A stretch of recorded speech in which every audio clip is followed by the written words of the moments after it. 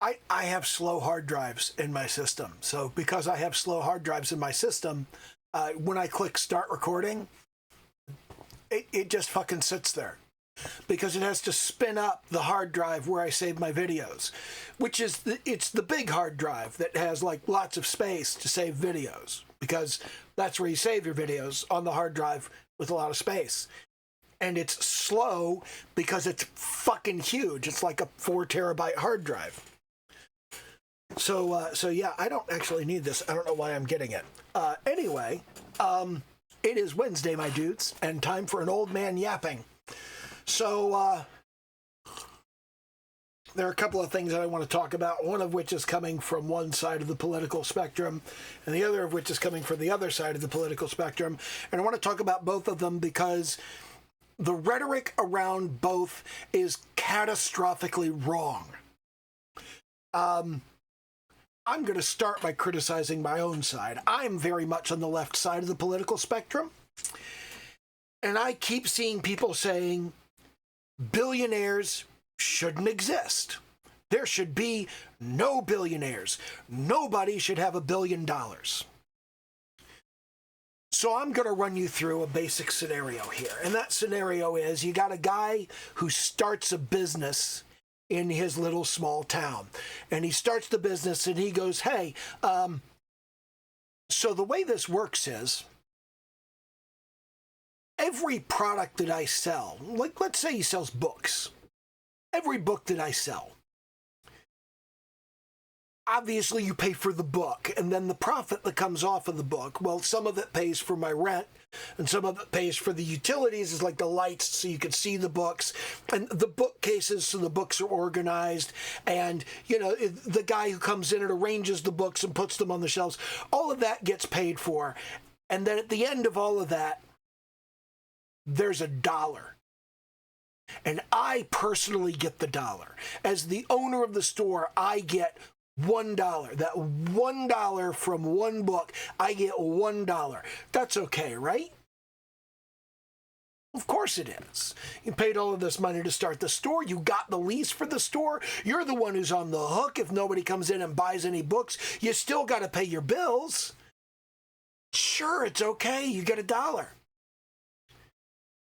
And after a while, the store gets popular enough that 100 books a day get sold. So I get $100 a day from books. Or the guy gets $100 a day. I'm just going to say me. We're going to pretend it's me. It's not me, but we'll pretend it's me. So I get $100 a day from books. I get $1 per book. I sell 100 books per day. That's great. So I do a marketing campaign.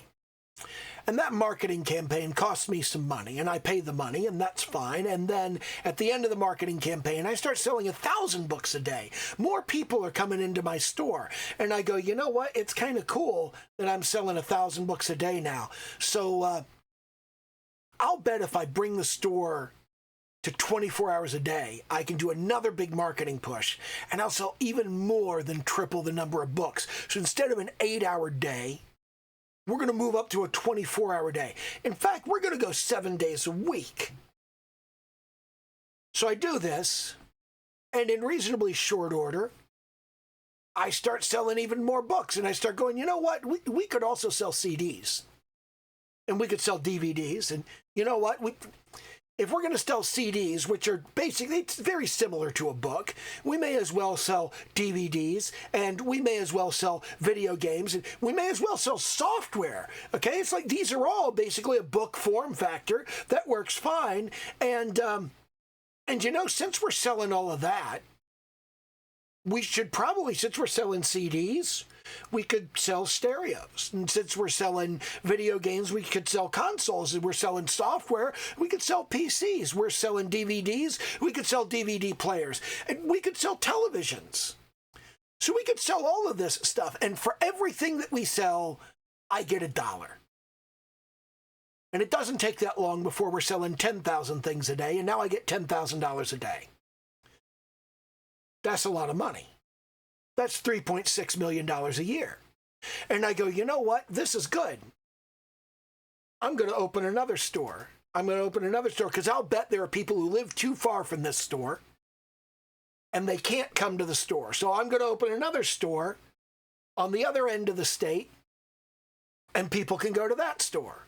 And it doesn't take long before that one's selling 10,000 things a day. And I keep opening more stores around the state. Eventually, I have 10 stores in the state. I'm selling 100,000 things a day. I'm making $100,000 a day. I got $36.5 million every year. And then I go, how about I open stores in neighboring states?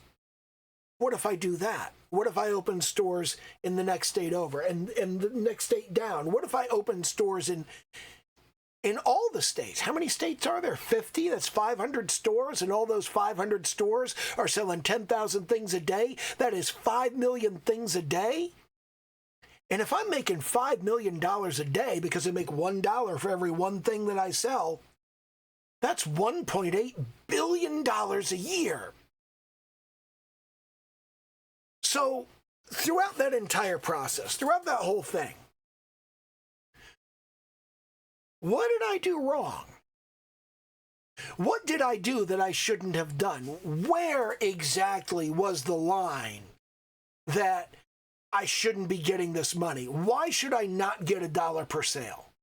If I'm making the 5 million sales at my 500 stores, if I'm making the 5 million sales, why shouldn't I get the $5 million? That was the deal for me to get $5 million. Why shouldn't I get that? That was the deal. It was fine when I was only making 100. It was fine when I was making 1,000. Even when I was making 10,000, everything was fine. When did it cross the line and become something bad? At no point did I do anything other than open a store where people can go and spend their money on the things that they want. And every time they spend their money on a thing that they want, I get $1. That's it. There's nothing wrong with that. If you oppose this concept in principle, what you are fundamentally opposing is the idea of somebody opening a store where people buy what they want. Well, you open too many of them. At some point, it wasn't too many. Which store was it that was too many? Which store was too many? Was it number 200? Number 300? Number 150? When did it become too many? Which store was too many? Is it because they make 10,000 sales? How many sales was too many? How many sales am I allowed to make out of a store that I can have all the stores that I want? 5,000? Well, what if I open 1,000 stores? It's still 5 million sales. Am I not allowed to sell 5 million things people want every day? Because you're not really hurting me with that idea. You're hurting the people who can't get the thing they want.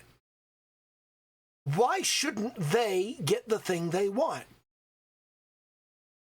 None of this is forced. None of this is coerced. I'm not stealing the money. People are giving it to me on purpose because they want to, because I have something they want. Well, you have too many things people want. That's my fucking job. It's my job to have the things you want, so you'll buy them from me. That's what I'm supposed to fucking do.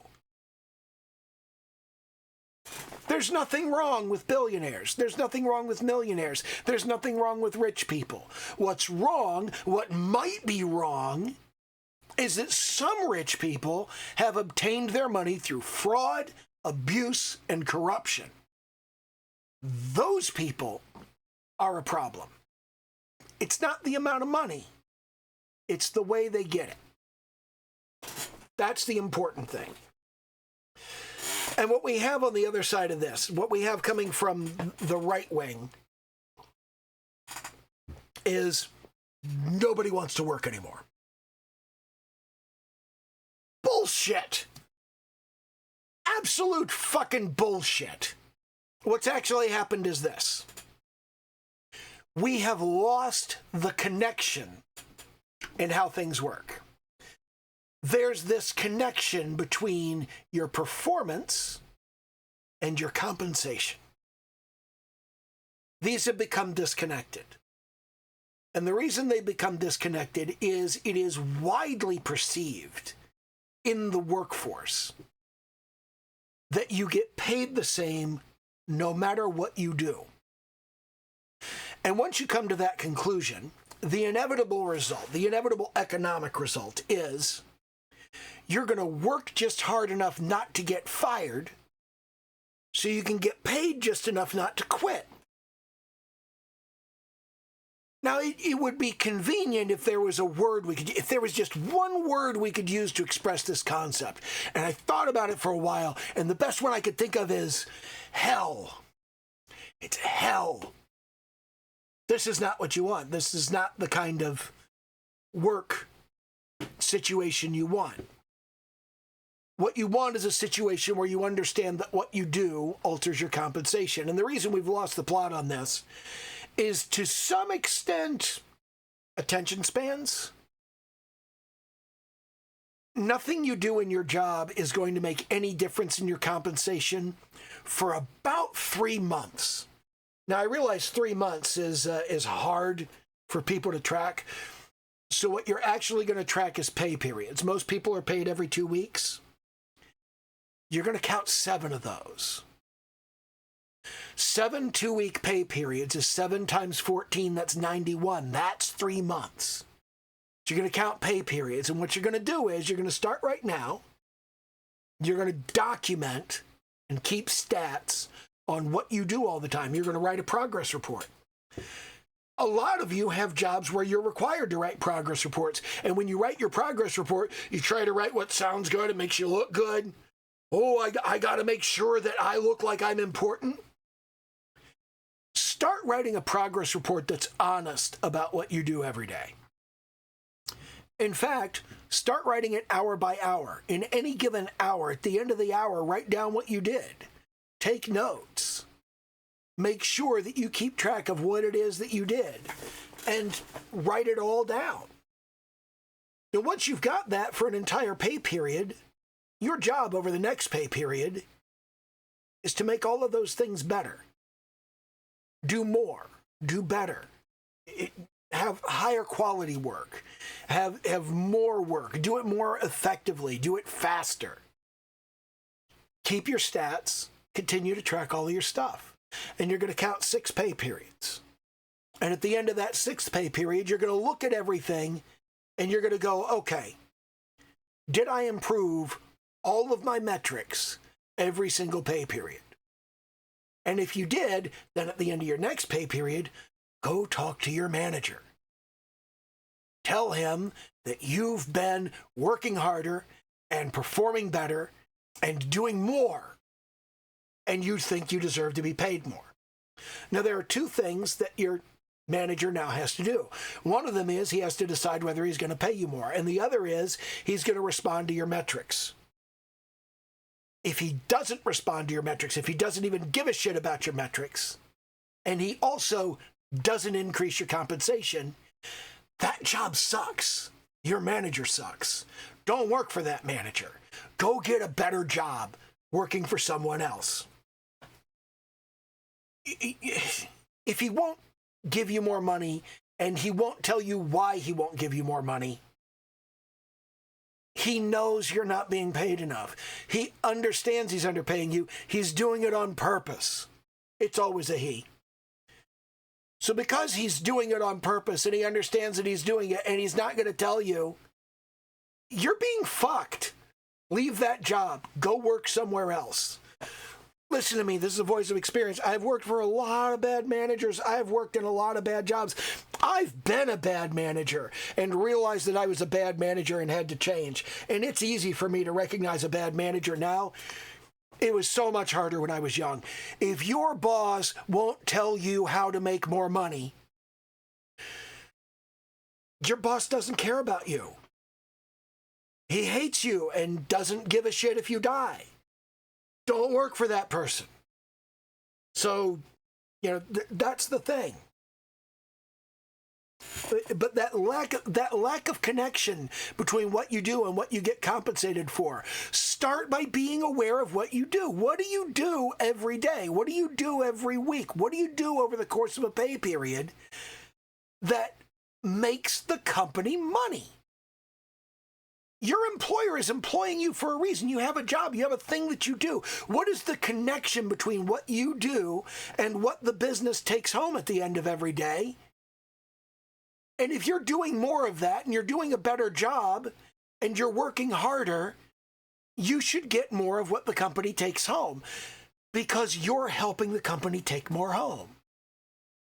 If you're not, then you have a problem. If you can't figure out what it is that you do, I would again say get another job, because chances are good, if you can't understand how what you do makes the company money, maybe it doesn't. Maybe you're like cover for some kind of criminal organization. Get the fuck out of there. If you don't understand how what you're doing makes the company money, go get a job where you do. Because if you get a job where you understand how what you do makes the company money, you can do better and you can make more. It's not that nobody wants to work anymore. It's that nobody sees the point of working anymore. They don't understand how what they do translates into money for the company. And if you don't understand how you make the company money, you sure as hell can't understand how to make you make money. That's the big thing. Number one, however much, there's no such thing as a maximum wage. Okay? If you can make $1 billion, make $1 billion. If somebody else made $1 billion, good for you. You made $1 billion fucking dollars. If you want to have a problem with them, don't have a problem with how much money they have. Have a problem with how they got it and what they do and whether they're a dick. And that's the thing that really matters. You can be a dick no matter how much money you have. Remember that manager I was telling you about who won't tell you what you did wrong and also won't give you more money? That guy's a dick. He probably doesn't make much more money than you do, but he's a dick. He doesn't need to be a billionaire to be a dick. It's people's behavior that matters.